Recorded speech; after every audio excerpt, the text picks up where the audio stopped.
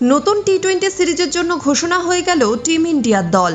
আর দল ঘোষণার পর থেকেই শুরু হয়েছে জোর চর্চা। সবচেয়ে বড় প্রশ্ন, সঞ্জু স্যামসংয়ের সঙ্গে কি সত্যিই অন্যায় করা হলো? একই সঙ্গে ভারতীয় দলে সুযোগ পেলেন তিনজন নতুন গতির ঝড় তোলা পেসার। সব মিলিয়ে জিম্বাবুয়ে সফরের দল নিয়ে এখন ক্রিকেট মহলে তুমুল আলোচনা। 23 জুলাই থেকে জিম্বাবুয়ের মাটিতে 3 ম্যাচের টি-20 সিরিজ খেলবে ভারত। সেই সিরিজের জন্য ভারতীয় ক্রিকেট বোর্ড দল ঘোষণা করেছে। আর এই দল ঘোষণার পরেই নজর কেড়েছে একাধিক বড় সিদ্ধান্ত। সবচেয়ে আলোচনার বিষয়, সঞ্জু স্যামসংকে বিশ্রামের কারণ দেখিয়ে দলে রাখা হয়নি। অনেকের মতে এটি শুধুই বিশ্রাম নয়, বরং তার প্রতি অবিচার করা হয়েছে।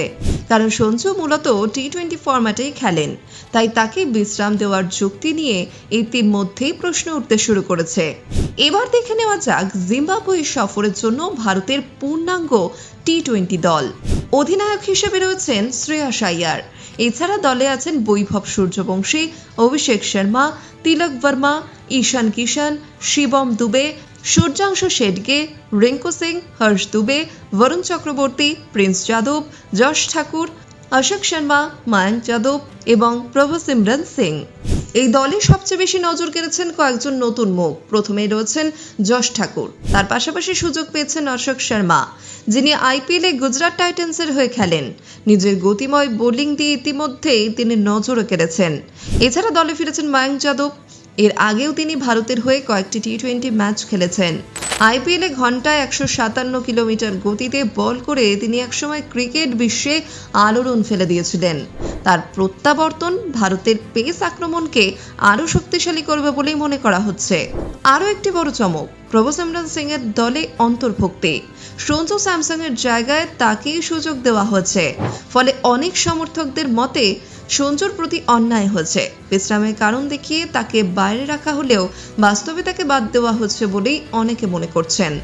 অন্যদিকে দীর্ঘদিন পর আবারও টি-20 দলে ফিরেছেন রিঙ্কু সিং।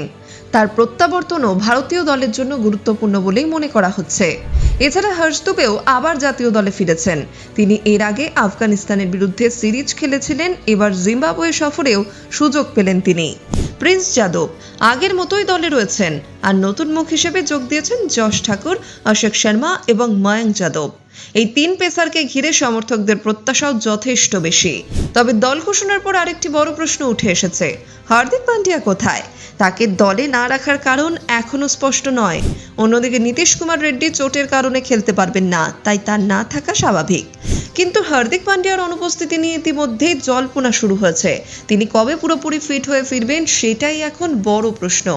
এদিকে আরেকটি গুরুত্বপূর্ণ আপডেটও সামনে এসেছে। ইংল্যান্ড সফরে ভারতীয় একদিনের দলে নীতিশ কুমার রেড্ডির পরিবর্তে শিবম দুবেকে রাখা হচ্ছে। অর্থাৎ শিবম দুবে ইংল্যান্ডেই থেকে যাবেন এবং একদিনের দলের সঙ্গেও যুক্ত থাকবেন। সব মিলে জিম্বাবুয়ে সফরের জন্য ভারতের এই টি-20 দল নিয়ে উত্তেজনা তুঙ্গে। নতুন মুখ, পুরনো তারকাদের প্রত্যাবর্তন, সঞ্জু স্যামসং এর বাদ পড়া এবং হার্দিক পান্ডিয়ার অনুপস্থিতি, সবকিছু মিলিয়ে এই দল নিয়ে আলোচনা চলবে আরো অনেক দিন। এবার আপনাদের মতামত জানতে চাই, আপনাদের কি মনে হয় সঞ্জু স্যামসং এর সঙ্গে সত্যি অন্যায় হয়েছে? আর জিম্বাবুয়ের বিরুদ্ধে এই ভারতীয় দল কি সিরিজ জিততে পারবে? নিচে কমেন্ট করে অবশ্যই নিজের মতামত জানান। ভিডিওটি ভালো লাগলে লাইক, শেয়ার এবং চ্যানেলটি সাবস্ক্রাইব করতে ভুলবেন না।